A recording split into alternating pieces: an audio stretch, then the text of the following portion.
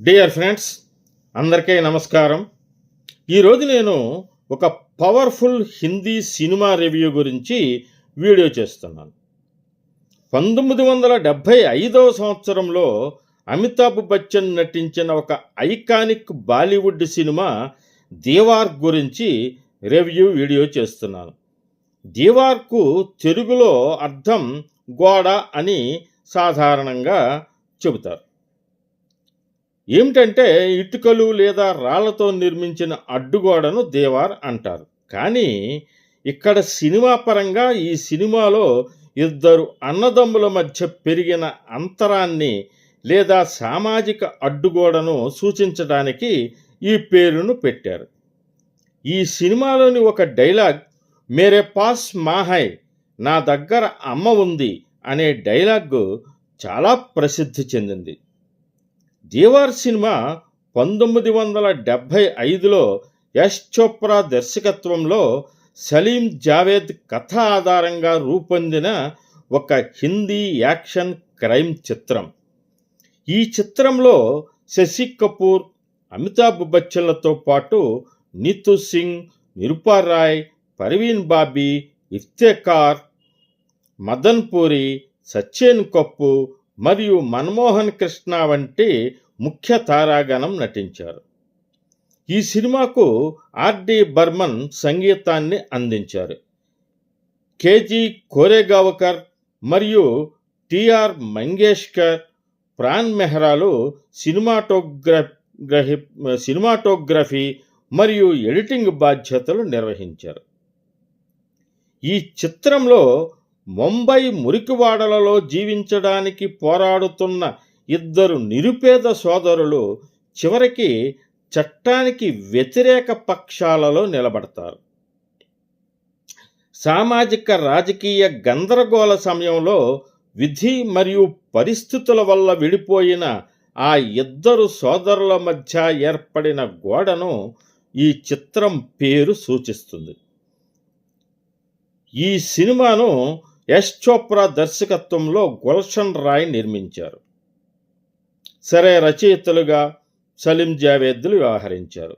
త్రిమూర్తి films private limited బ్యానర్పై నిర్మించబడిన ఈ చిత్రం 1975వ సంవత్సరం జనవరి 24వ తేదీన ప్రపంచవ్యాప్తంగా విడుదలైంది.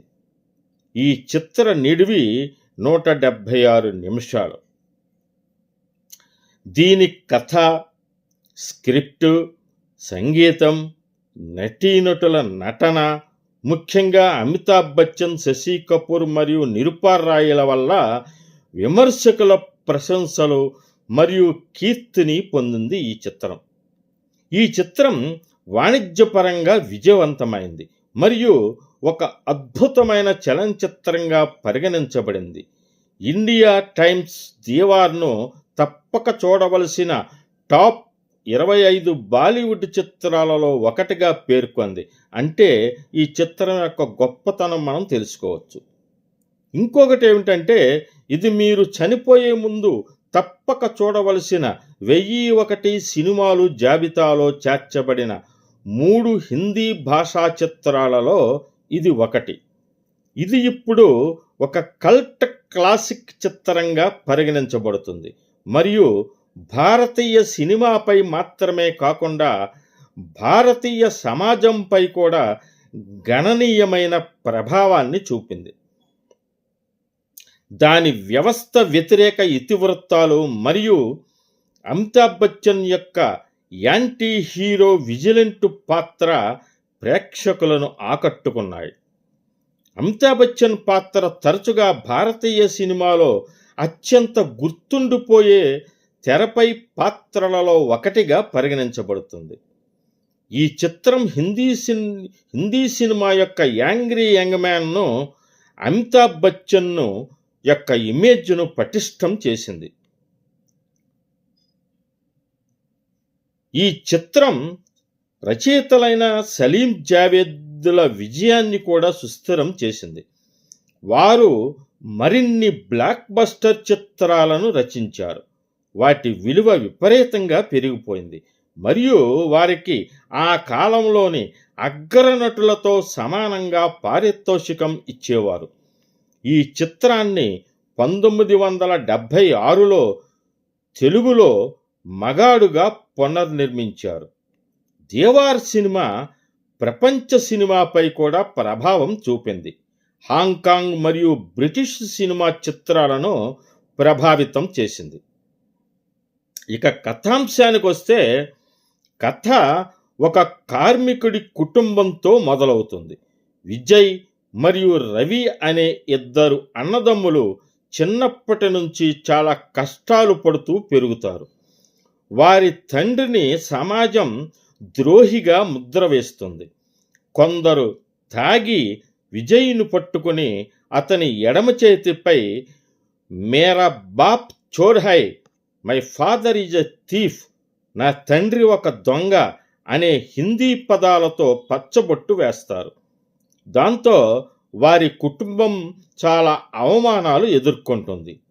చిన్నప్పటి నుంచే విజయ్ మనసులో కోపం పెరుగుతుంది. అతను జీవితం మీద తిరుగుబాటు భావన పెంచుకుంటాడు. పెద్దయ్యాక అన్నదమ్ముల ఇద్దరి జీవితాలు పూర్తిగా మారిపోతాయి. విజయ్ స్మగ్లర్గా మారి అండర్ వరల్డ్లో పెద్ద డాన్ అవుతాడు. ఇక రవి నిజాయితీ గల పోలీస్ ఆఫీసర్గా మారుతాడు. ఇద్దరూ ఒకే తల్లి పిల్లలు అయినా వారి మార్గాలు పూర్తిగా విరుద్ధంగా ఉంటాయి. ఇదే ఈ సినిమాకు హృదయం, గుండెకాయ. అన్నదమ్ముల మధ్య యుద్ధం మొదలవుతుంది. రవి తన డ్యూటీ కోసం అన్నను కూడా అరెస్ట్ చేయడానికి సిద్ధమవుతాడు. ఇక్కడే ఒక ఫేమస్ డైలాగ్, మేరే పాస్ మా హై, ఈ డైలాగ్ భారతీయ సినిమా చరిత్రలో నిలిచిపోయింది. చివరికి విజయ్ తన చేసిన తప్పులకు ఫలితం అనుభవిస్తాడు. ఇది గుండెను కదిలించే ముగింపు. ఈ సినిమా ఎందుకు క్లాసిక్ అంటే, Amitabh Bachchan angry young man image ఇక్కడే మొదలైంది. స్టోరీ చాలా రియలిస్టిక్గా ఉంటుంది. డైలాగ్స్ చాలా పవర్ఫుల్గా ఉంటాయి. ఎమోషన్స్ చాలా స్ట్రాంగ్గా ఉంటాయి. ఈ సినిమా భారతీయ సినిమా మీద చాలా ప్రభావం చూపింది. మొత్తానికి దేవార్ సినిమా మనిషి జీవితంలో తీసుకునే నిర్ణయాలు ఎంత ముఖ్యమో చూపిస్తుంది. ఒకే కుటుంబంలో పుట్టిన మార్గం తప్పితే ఏమవుతుందో ఈ సినిమా చెబుతుంది. ఇక ఈ సినిమా సౌండ్ ట్రాక్ను ఆర్డి బర్మన్ స్వరపరచగా సాహిత్యాన్ని సాహిర్ లుధియాన్వి రచించారు. ఈ సౌండ్ ట్రాక్ ప్రశంసలు అందుకుంది. మరియు లతా మంగేష్కర్ గాత్రం లేనటువంటి అతి కొద్ది యశ్ చోప్రా చిత్రాలలో ఇది ఒకటిగా నిలిచింది. ఇక ఇందులో పాటలు కహా దూన్ తుమ్హే యా చుప్ రహూన్, ఈ పాటను కిషోర్ కుమార్, ఆశా భోస్లే పాడారు. ఇక తర్వాతి పాట మైనే తుజే మాంగా తుజే పాయా హై, ఈ పాటను కిషోర్ కుమార్, ఆశా భోస్లే పాడారు. ఇక కోయి మర్ జాయే ఆశా భోస్లే, ఉషా మంగేష్కర్ పాడగా ఈ పాటలో అరుణా ఇరానీ ఒక అతిథి పాత్రలో ఐటెం నెంబర్ చేశారు. ఇక దేవారోస్కా జంగల్ అనే పాటను మన్నాడే పాడగా ఇధర్ కా మల్ ఉధర్ భూపిందర్ సింగ్ పాడారు. నేను ఒక అపరిచితుడితో ప్రేమలో పడుతున్నాను అని ఉర్సులా వాజ్ గానం చేశారు. ఇక బాక్సాఫీసు వద్ద ఈ చిత్రం 7.5 కోట్లు వసూలు చేసింది. ఒక్క ముంబైలోనే ఈ చిత్రం ₹1 కోటి వసూలు చేసింది. విమర్శకుల ఆదరణ మరియు అమితాబ్ బచ్చన్, శశి కపూర్ మరియు నిరూపా రాయ్ల నటన విమర్శకుల ప్రశంసలు పొందింది.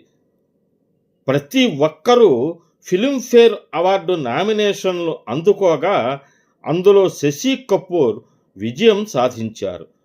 విడుదలైన తర్వాత దేవార్ ఒక బ్లాక్ బస్టర్గా నిలిచింది. 1975వ సంవత్సరంలో అత్యధిక వసూళ్లు సాధించిన 4వ బాలీవుడ్ చిత్రంగా ర్యాంకు పొందింది మరియు విమర్శకుల ప్రశంసలు అందుకుంది. ఇక కొన్ని విశేషాలు మనం తెలుసుకోవాలి. కొన్ని సన్నివేశాలలో చోప్రా దర్శకత్వంలో బచ్చన్ తన అభిప్రాయాలను కూడా పంచుకున్నారు. ఉదాహరణకు తండ్రి అంత్యక్రియల సన్నివేశంలో బచ్చన్ తన కుడి చేతితో చితికి నిప్పంటించడానికి బదులుగా మేరా బాప్ చోర్ హై, మా నాన్న దొంగ అనే పచ్చబొట్టును చూపించడానికి తన ఎడమ చేతిని చూపిస్తాను అని యశ్ చోప్రాకి చెప్పగా ఆయన ఆనందంతో అంగీకరించారు, అలాగే చిత్రీకరించారు. ఈ సినిమా సౌండ్ ట్రాక్ను ఆర్డి బర్మన్ స్వరపరచగా సాహిత్యాన్ని లుధియాన్వి రచించారు. ఈ సౌండ్ ట్రాక్ కూడా అధిక ప్రశంసలు అందుకుంది.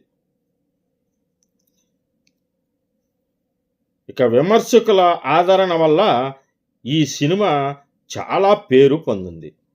మీరు ఈ సినిమా చూశారా? మీకు ఈ సినిమా ఎలా అనిపించింది? కామెంట్స్లో చెప్పండి. ఇలాంటి మరిన్ని వీడియోల కోసం ఈ వీడియోని లైక్ చేసి, షేర్ చేసి, సబ్స్క్రైబ్ చేసుకోవాల్సిందిగా కోరుతున్నాను. అందరికీ కూడా నా యొక్క నమస్కారాలు తెలియజేస్తున్నాను. తప్పకుండా లైక్లతో నన్ను మరిన్ని సినిమా రివ్యూ వీడియోలు చేసేలాగా ప్రోత్సహించవలసిందిగా మరొక్కసారి కోరి ప్రార్థిస్తున్నాను.